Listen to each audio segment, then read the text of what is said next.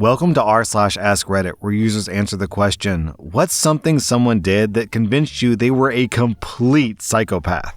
Our next reply is from Living Bath. At a daycare I used to work in, there was this stepmom. Whenever she'd pick up her 3-year-old stepdaughter, she was the nastiest lady in the world. We had to watch what we said to her because any negative meant that little girl got punished. For example, we said the daughter pushed another kid, and the stepmom gave this little girl a spanking. She used to do other weird things too. Like, even though this girl was fully potty trained, she insisted we put her in a diaper before she picked her up. If we didn't, it was the first thing she did. Not like a pull-up diaper either, an actual baby diaper. We were convinced it was just to humiliate her. She had this awful smile when she would do it too. We told this to the little girl's dad, and he just never believed it. Then they came to pick her up together. Instead of this mean lady, it was like Mary Poppins showed up. A complete 180 attitude change. The next day, right back to it. Beneath that, a similar story from Send Me Hedgehogs. Oh, my dad's second wife used to do that to me. I was in my teens when they were married. She used to scream at me for the most minor things. Full on red in the face, spit flying everywhere, screeching. So she'd be screeching at me like some kind of deranged banshee. Then my sister, who was about 5 at the time, would interrupt to ask her something. She'd turn to my sister and reply in the sweetest voice ever. "It's okay, sweetheart. I'll be there in a second." Then turn back to me and start screeching again. It was confusing and terrifying at the same time, but that was one of the things that told me she was unhinged. Our next reply is from Zorita Denive. I knew a guy who praised his supervisor, called him a mentor. Not even a year later, the guy completely assumed his supervisor's life. He slept with his wife and incited their divorce. He championed for full custody of his supervisor's kids and had them call him dad. He took over his supervisor's position at work after the guy was so stressed with the custody battle he requested a different post. The wife got the house in the divorce, so he got all that too, if I recall correctly. It's been 4 years, and they're still in and out of court. Our next reply is from Competitive One. I was with my BFF, and she wanted to go back roading with a couple of guys she knew. Sure, fine, whatever. We get in the Bronco and hit the dirt back roads while listening to music. All of a sudden, the truck comes to a stop. They yell, "Possum!" and run out of the truck. I got out because I thought they saw an injured possum and wanted to help. Nope, they wanted to stomp it to death.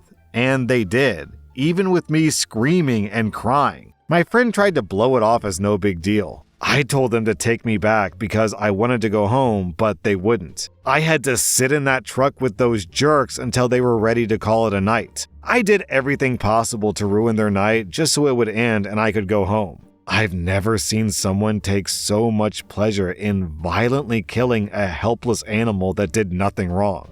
Yeah, one of the most reliable ways to determine if someone is a good person is to see how they treat animals. Our next reply is from Careful Lavishness. My next door neighbors had an extremely bizarre way of punishing their daughter. They would literally lock her out of the house for hours naked. I never said anything because I was so young, but my parents never said anything either, even though we could hear her screaming. Then we have this story from Ad Apprehensive. I'm kind of shaking as I type this, as I've never really told this story other than to my therapist. But my abusive dad used to punish me like this a few times when I was a kid. He would drag me mid-shower to the door and throw me out. I would cry for about an hour, completely soaked, wet, until I realized nobody was going to help me in the apartment building. I would then sleep on the stairs naked for the night until he would drag me back in and beat me up before leaving for work. I ended up with a fever and a nasty cold a few times because of it. Needless to say, that man was a psychopath.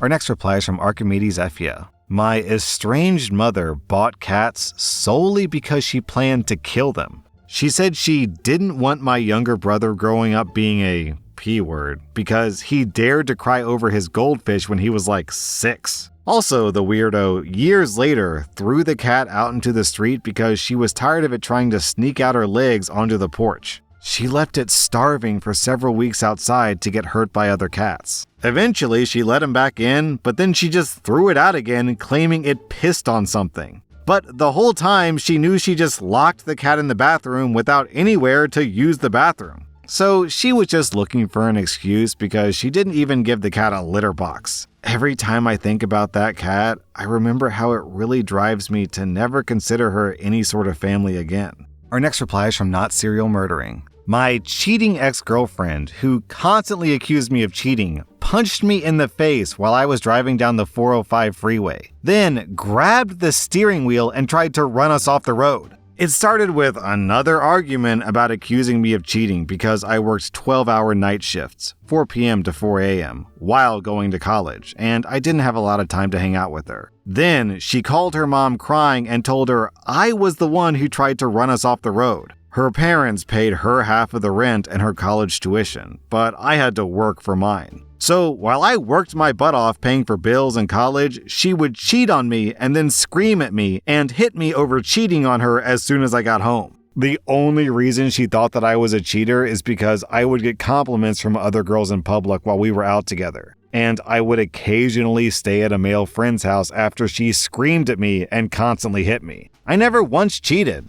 My conscience would never allow me to. Yeah, that's one warning sign I've learned from reading a lot of Reddit stories is frequent accusations of cheating often means that the accuser is themselves a cheater. Our next reply is from Effin. I worked with this guy, Steve. Steve was always screwing around at work, seemed to not care about anything, and would never take accountability. He slept with a coworker who was, in my opinion, kind of vulnerable, then ghosted her despite working 10 meters away from her. Then he said she was crazy and he'd never touched her. The girl he slept with was the kindest, if not a bit naive, but one of the nicest girls you'll ever meet. We all knew that he was full of BS. He'd continuously talk about stuff, like how he had changed his name to avoid child support, or when child support caught up with him, he went and bought a Mac so he'd have no money to pay under some presumption that it was a way to get out of paying. Then he sold the Mac for cash to survive the month. Eventually, work would just pay his salary directly to child support. Anyway, we both applied for the same internal role and we were both interviewed. I got a call from the boss saying that I got the job. A few minutes later, Steve called and congratulated me.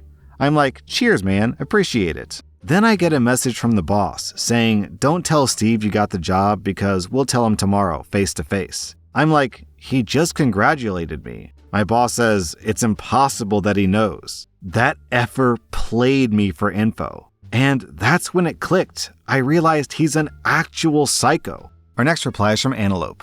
I worked with a girl who scammed a guy for $10,000 in a green card marriage deal. She backed out as soon as he gave her the money. She had a teacup Pomeranian that her drug dealer baby daddy stole from someone's yard. Her grandfather leased a Kia for her, but after driving it for a few months, she felt the car was beneath her and just drove it back to the dealership and left it there. I noticed several times where she would be talking to someone and her facial expressions and body language would be off. Like the person would be telling a sad personal story and she would be smiling about it. Our next reply is from Not Fit Anywhere. When I was in 3rd grade, I had a teacher who was very strict, but overall a normal teacher. Except when it came to one boy.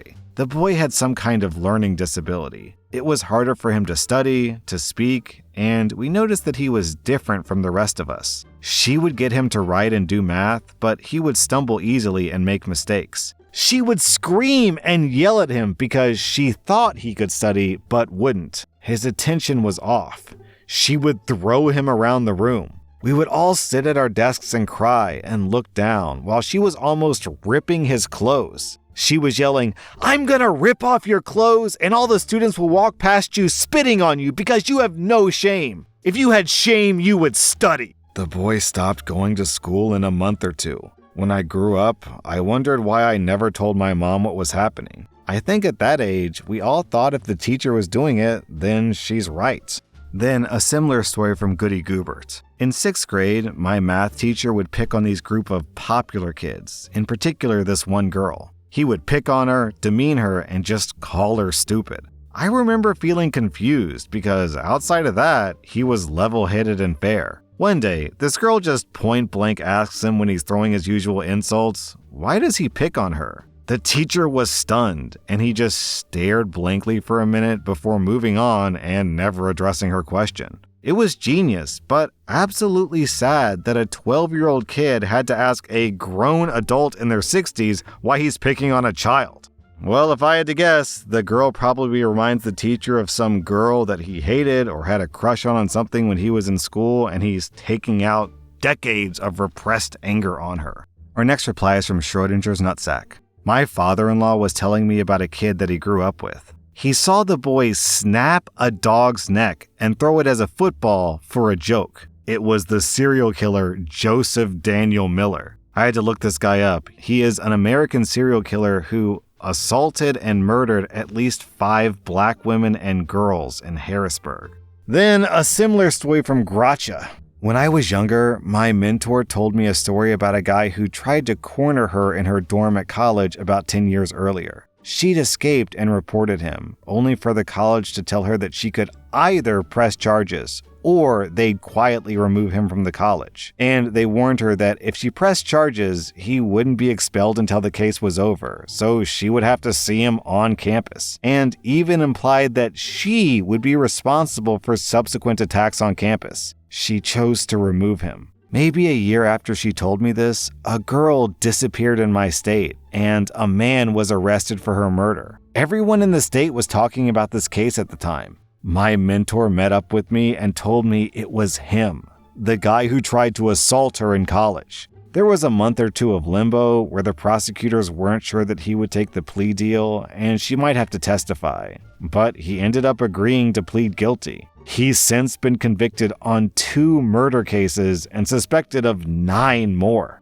You know, one tip in life is that when people give you 2 options, there's usually a 3rd and a 4th and a 5th option. What the mentor could have done, and I'm not criticizing her for not taking this choice, is she could have demanded that the university remove the guy and then gone to the police to also press charges. So just remember, the next time someone tells you how it's gonna be this way or that way, just stop and think for a minute. You've probably got other options that they don't want you to take.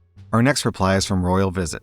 A woman I worked with went on maternity leave about a week before her due date. Tragically, the baby died during delivery. This meant that her maternity leave ended and she went on bereavement leave. In other words, she would soon be returning to work. The person who had been given the opportunity to cover her maternity leave complained to HR. She complained that it wasn't fair that just because a baby died, she would miss out on the professional development and salary increase she would have gotten while covering the maternity leave. She said she should be allowed to finish the originally scheduled maternity leave assignment, and that the woman who had lost her baby should have to either take unpaid leave or work in her lower-paying job.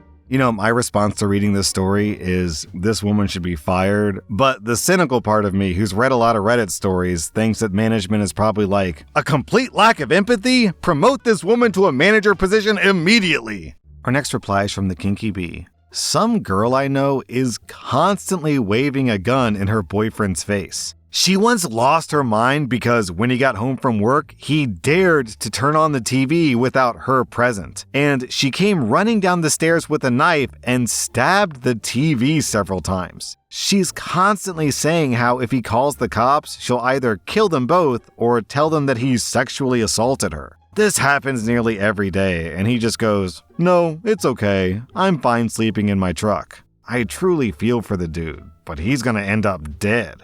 That was rSlash Am I the Butthole, and if you like this content, check out my podcast where I publish the exact same episodes. Also, hit that subscribe button because I put out new Reddit videos every single day.